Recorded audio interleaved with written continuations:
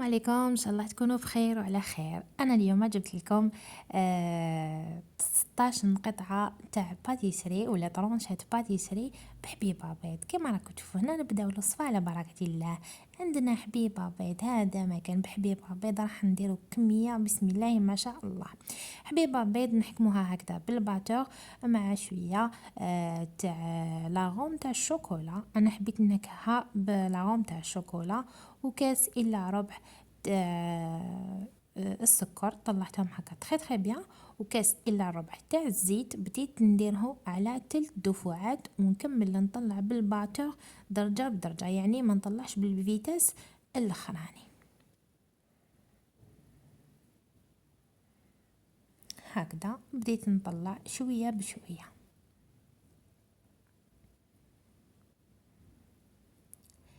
نزيدو من جهه اخرى كاس الا ربع تاع الحليب، فرغته ضربه واحده هكذا.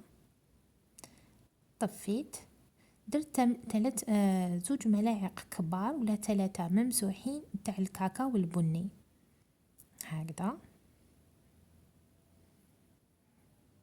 ونبدا نخلطه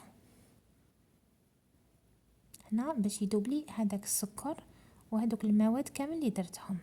من جهة أخرى عندي كاس إلا ربع تاع تانيك تاع لافارين، نزيدو له زوج باكيات تاع خميرة نوارة اللي الوزن تاعها 10 غرام، يعني كلش 20 غرام. نفرغوه ضربة واحدة ونزيد لا فيتاس تاع الباتور ونطلعو كيما راكو تشوفوا قيس ما يمتزج. هذا مكان يعني ما نطولوش بزاف. من جهة واحدة أخرى عندي سنيوة تاعي مسحتها بشوية زيت ودرت لها رشة تاع فارينة ودرت هذاك الخليط. شوفوا لا تكستور تاعو كيفاش تجي. فرغته هكذا وحطيته على درجة حرارة 180، خليته يطيب من التحت ومن بعد من التحت من الفوق عفوا. خدالي واحد 25 حتى 30 دقيقة. هنا كنت نساويه قبل ما نديرو يطيب.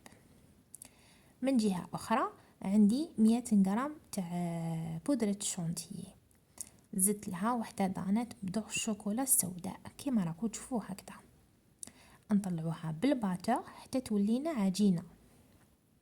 هاد المرحلة بزاف لازم تركزوا عليها، راح تعطيكم نتيجة بزاف هايلة.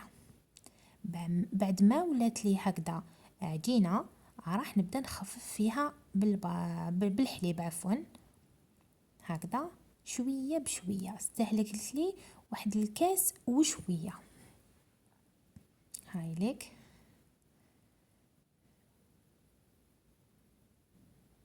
هكذا حتى تضاعف الحجم تاعها ودرتها تبرد. من جهة أخرى كانت عندي طابلة تاع شوكولا حوالي 200 غرام، درتها على نار قليلة من النار دابت لي.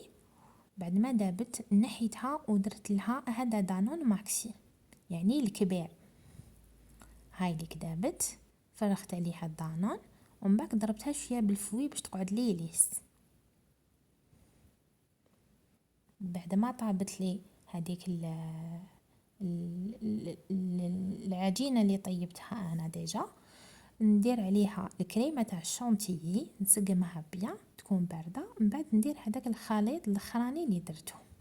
هاي ليك هنا بديت نقسم فيها، جاتني 16 قطعه بحبيبه بيض. هذا مكان ان شاء الله الوصفه تكون عجبتكم نالت استحسانكم وتجربوها وترجعوا لي في التعليق. ما تنساوليش بالجيم وتعليق شباب وجدد كي يشتركوا يفعلوا الجرس باش يلحقهم كل جديد. هاي ليك جات بزاف بنينه من يديكم. السلام عليكم.